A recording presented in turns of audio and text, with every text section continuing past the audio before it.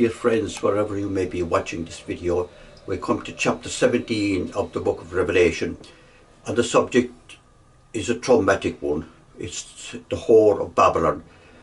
I must have read this chapter at least 100 times. Wow. I've been reading it, I suppose you could say, most of my life. Wow. But every time I read it, it causes me anguish and sorrow of mind. So you can imagine the sorrow then that I'm going to face explaining it to you, dear viewers. Because the subject is incredibly painful for me, because don't forget, I was a Catholic priest.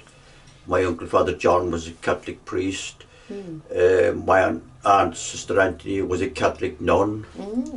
We were brought up, not just our family as Catholics, but every single family around. It shaped my life. It's all about the Catholic Church. There's no real doubt about it. Good. And my job is to explain what I believe it actually means. If I try to do anything else or moderate it, I will not receive a blessing. No. The very opposite. It's up to you, the viewers, to deal with it. Yes. I said at the start that there's a lot of good in the Catholic Church. I met some wonderful people in it, some really sincere, genuine people, and including many of my fellow clergy. There was a great comradeship among the clergy and among the people. But that's neither here nor there, because this chapter has nothing to do with what I happen to think personally of individual Catholics and their devotion and the sound moral stance which it has, and that's something that is to be admired, especially on marriage. So, Babylon the Great. Now, when I finish, it will take several videos to deal with this chapter. When I finish, you viewers may, some of you anyway, may say, well, Neil, you've got it all wrong, mate. This is not the explanation of that chapter at all. Of course, under the right of free speech, you're entitled to your opinion up to a point. You're entitled to say, well, this guy doesn't know what he's talking about.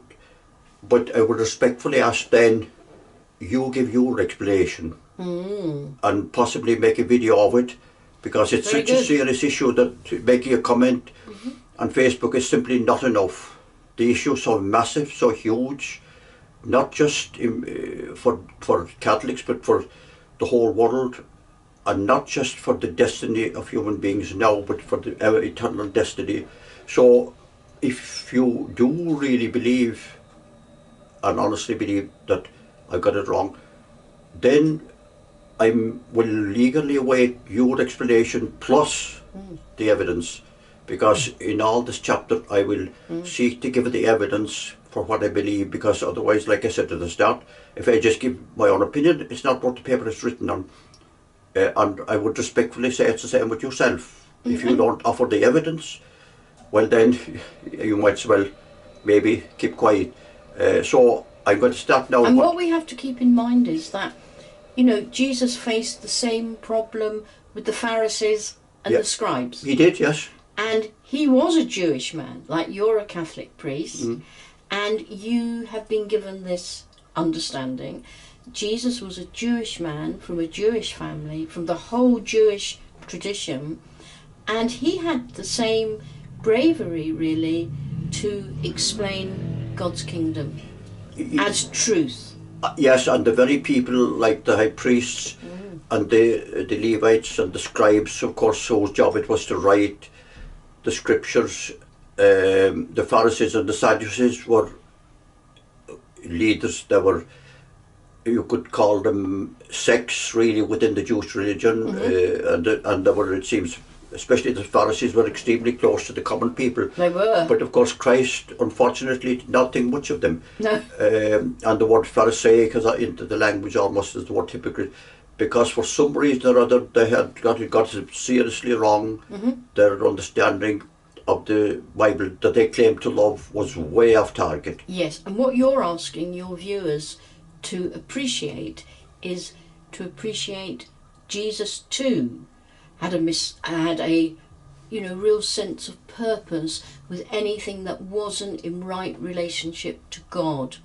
Exactly, yes, exactly. So then I will go... And that's all you're doing, really, isn't it, Neil? Yeah, that's all I'm doing, Yep. yes, trying to put forward what I believe to be the right interpretation, God's interpretation. Yep.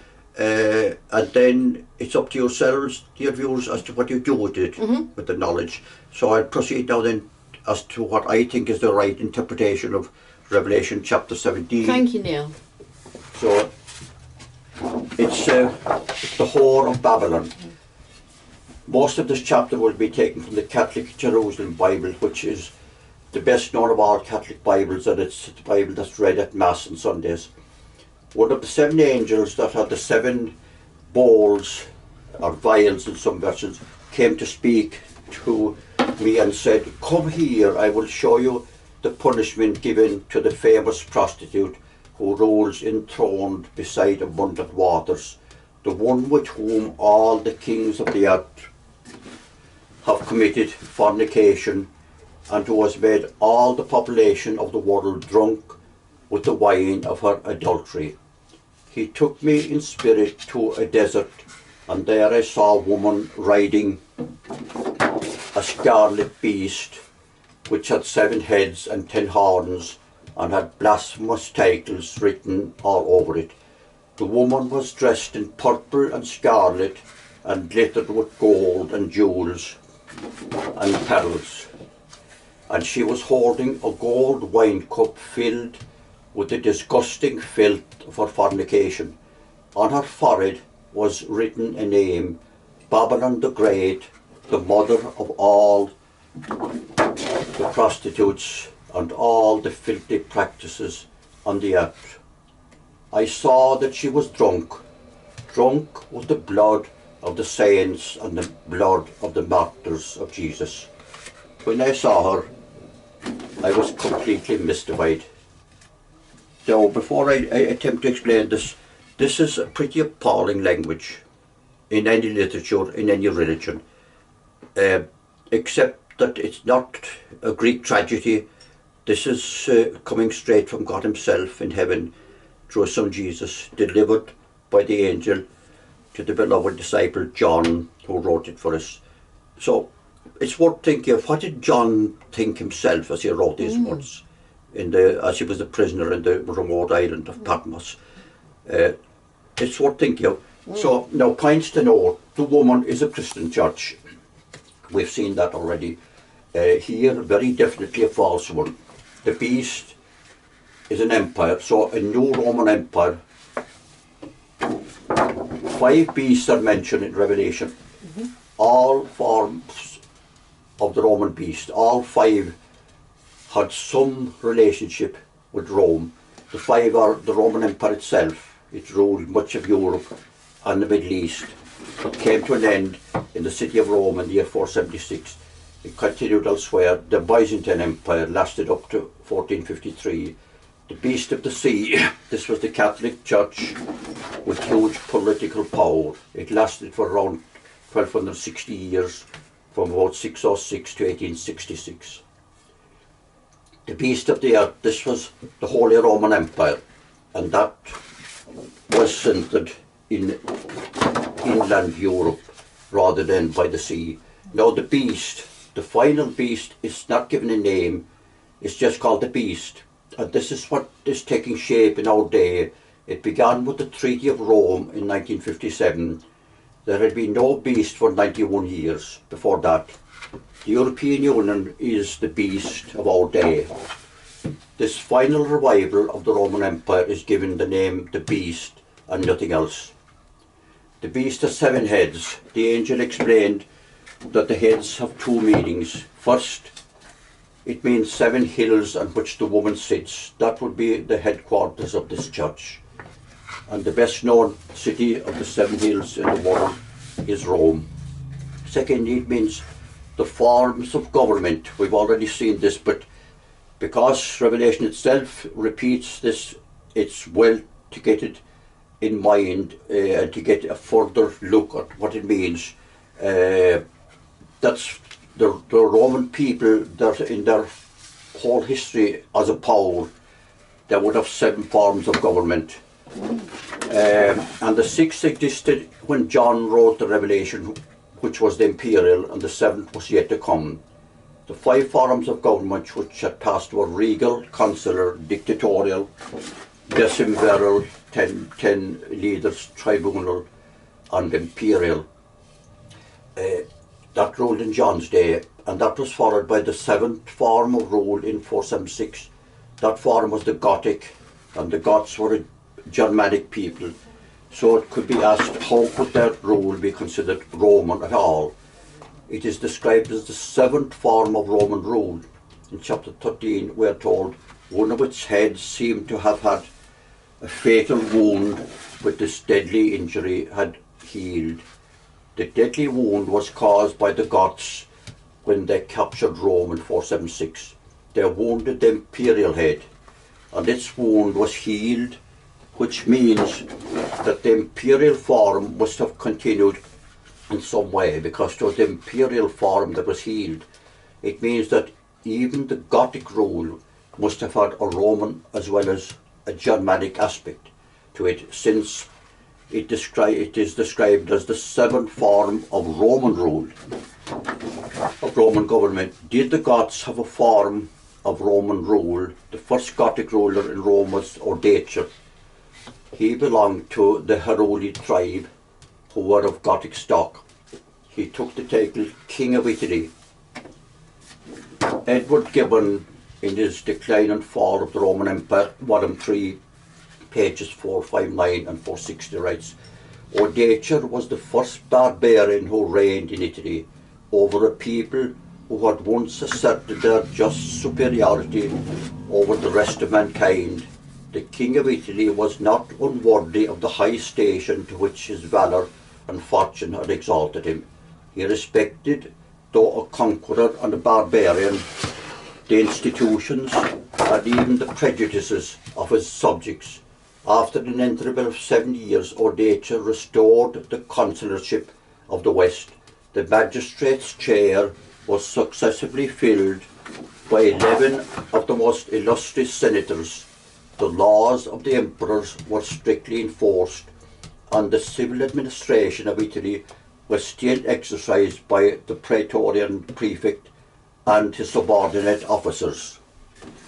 Now this goes right against the grain. It meant that these barbarians, as they were called, the word has come down to us, of course, as someone that's barbaric, almost uncivilized. But I don't think they were uncivilized, because how could they actually take over a great city like Rome? And the rule they set up was, as I say, it went right against the odds, because it was a form of Roman rule. They kept many of the senators, they kept the Praetorian Guard, they enforced not Germanic laws but imperial laws of the empire, so it could rightly be described as an imperial form of rule. Yeah. Under the Gothic rule. This policy even today there's a lot of it. We have magistrates and we have, yes, certain similarities. Yeah, yes, that's right, yes, which they had in Rome under Theodoric, who was Odoacer's successor. Gothic rule of Rome lasted for roughly 70 years. And Gothic rule of Italy could justifiably be called a form of Roman government under German rulers, though the glory of the empire itself was never restored since the last emperor resigned. Now, healing of the deadly wound. One of its heads seemed to have had a fatal wound, but that deadly injury had healed. This is from the Catholic Jerusalem Bible. The King James Bible has, I saw one of its heads as it were wounded to death, and his deadly wound was healed. The wounding was caused by the Goths. They wounded the 6th head, which was the imperial form of government. It was the 6th head which was healed, which meant, like I said, that the Roman Empire itself would be restored in some form. A figure representing the emperor would have to appear, since the emperor was an essential part of the Roman Empire. The Goths kept a form of Roman rule, but it was only a pale shadow of the empire itself. Above all, they had no emperor. So we must look to some power which came after the gods to have performed the healing. Who might this power have been? What does history's page have to say about it?